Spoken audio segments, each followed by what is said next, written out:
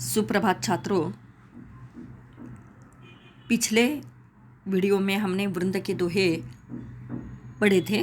अब एक एक दोहे का भावार्थ हम देखेंगे। पहला दोहा देखिए।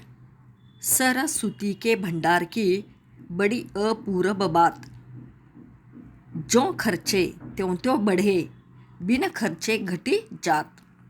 अब यहाँ शब्दार्थ देखिए। कठिन शब्द सरस्वती। सरस्वती का अर्थ है सरस्वती। जो माँ सरस्वती विद्या की देवता मानी जाती है। आगे शब्द देखिए दूसरा अपूर्व। अपूर्व का अर्थ है अद्भुत या विशेष, बेजोड़, विलक्षण आदि। अपूर्व का अर्थ है अद्भुत, विशेष, अनूठी, बेजोड़ या विलक्षण। जो खर्चे, खर्च करना माने हम उसे देना, दूसरों को देना, खर्च करना। त्यों त्यों बढ़े, बढ़े माने बढ़ना, खर्चे माने घटना और बढ़े यानी बढ़ना। बिना खर्चे घटी जात, घटी का अर्थ है कम होना। तो यहाँ वृंद जी कहना चाहते हैं कि माँ सरस्वती के ज्ञान भंडार की बात बड़ी अनूठी है, बड़ी अद्भुत है। माँ सरस्वती के भंडार की, भंडार माने यहाँ कौन सा भंडार है? विद्या रूपी धन का, ज्ञान का भंडार। तो माँ सरस्वती विद्या की देवता, उसके पास इतना ज्ञान का भंडार है, उसके पास ये बड़ी अनूठी ये भंडार उनके पास है। यह ज्ञान का भंडार जितना खर्च किया जाए उतना ही बढ़ता ही जाता है, और खर्च न करने पर जो खर्चे त्यों त्यों बढ़े, खर्च करने पर और भी बढ़ जाता है। ज्ञान देने से बढ़ता है, और बिना खर्चे क्या होता है? वो कम होता है, और अपने पास रखने पर वो ज्ञान जो है हमारा कम होता है या नष्ट होता है। कितना सुंदर कहा है देखिए। कवि वृंद कहते हैं कि माँ सरस्वती के ज्ञान की बात बहुत अनूठी है, अपूर्व है। इस ज्ञान के भंडार को जितना हम खर्च करेंगे या जितना भी हम बांटेंगे, उतना ही ये ज्ञान का भंडार बढ़ता जाता है। यदि ज्ञान को बांटा न जाए, अगर हम किसी को न देंगे तो इसमें कमी आ जाती है। तो इस तरह से पहले दोहे में वृंद जी ने विद्या रूपी धन की विशेषता यहाँ पर बताई है। कठिन शब्दों के अर्थ अगर तुम अपने कॉपी में लिखोगे, भावार्थ ध्यान से सुनोगे, तो ये सुंदर सुंदर दोहे जो है आपको बहुत आसान लगेंगे। देखिए पहला दोहा हो गया। अब दूसरा दोहा ध्यान से देखिए। नैना देत बताए सब, हिय को हेत अहेत, जैसे निर्मल आरसी, भली बुरी कही देत। अब इस दूसरे दोहे में कठिन शब्द देखिए। नैना, नैना माने आँखें। आँखें क्या बता देती है? नैना देत बताए सब। नैना आँखें हमें क्या बोल देती है, क्या बताती है? देखिए हिय, दूसरा कठिन शब्द है हिय। हिय का अर्थ है हृदय या दिल या मन। हिय को हेत अहित, हमारी आँखें हमें बता देती है हमारे मन में, हमारे हृदय में क्या चल रहा है। देखिए दूसरी पंक्ति देखिए। जैसे निर्मल आरसी, निर्मल आरसी, आरसी का अर्थ है आईना। निर्मल माने स्वच्छ आईना, आरसी का अर्थ है आईना। भली बुरी कही देत, स्पष्ट बातें जो है हमें आईना जैसे बता देता है। हम जैसे हैं वैसे वो हमें दिखाता है। वैसे ही हमारी आँखें हमारे मन में क्या चल रहा है ये हमें बता देती है। अब देखिए इसका भावार्थ। ध्यान से देखिए, सुनिए।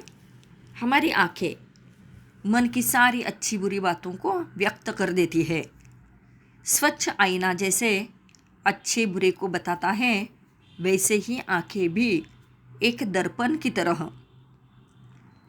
आईना माने, आरसी माने दर्पण, तो दर्पण की तरह वास्तविक छवि व्यक्त कर देती है। किसी व्यक्ति के मन में दूसरे के प्रति स्नेह, द्वेष, ईर्ष्या जो भी भाव है, उसकी आँखों को देखकर स्पष्ट हो जाता है। तो आँखों का महत्व यहाँ पर वृंद जी ने हमें बताया है। कवि वृंद कहते हैं इस दोहे में कि आँखें क्या करती है, हित और अहित की सारी बातें उसी तरह से बता देती है जैसे निर्मल आईने से अच्छी बुरी दोनों तरह की बातों का पता हमें चल जाता है। तो इस तरह से दूसरे दोहे का भावार्थ हमने देख लिया। आगे देखिए, तीसरा दोहा मैं पढ़ती हूँ। अपनी पहुँच बिचारी के, अपनी पहुँच बिचारी के करतब करिए दौर, तेते पाम पसारिए जेती लांबी सौर। अब यहाँ वृंद जी कहना चाहते हैं अपनी पहुँच बिचारी के, अपनी पहुँच बिचारी के, विचारना माने विचार करना। अपनी पहुँच का अर्थ है क्षमता।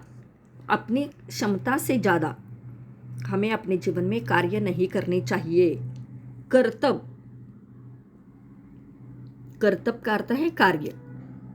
हमें अपने जीवन में अपने क्षमता से ज़्यादा कार्य नहीं करने चाहिए, नहीं तो क्या हो जाएगा, तेते पाँव पसारिए जेती लांबी सौर, सौर का अर्थ है चादर, चद्दर। अब यहाँ वृंद जी हमें कहना चाहते हैं कि संसार में ऐसे भी लोग हैं कि जो अपनी क्षमता को पहचानते नहीं और बिना विचार किए कुछ भी कर देते हैं और बाद में वे पछताते हैं। ऐसे कहा जाता है कि हमारी जितनी चादर है उतने ही हमें पैर फैलाने चाहिए। चादर देखकर ही पैर फैलाने चाहिए, इसी में हमारी बुद्धिमानी होती है। नहीं तो आज हम देखते हैं संसार में कि लोग दिखावा बहुत ज़्यादा करते हैं और फिर उनकी हालत बहुत ख़राब हो जाती है।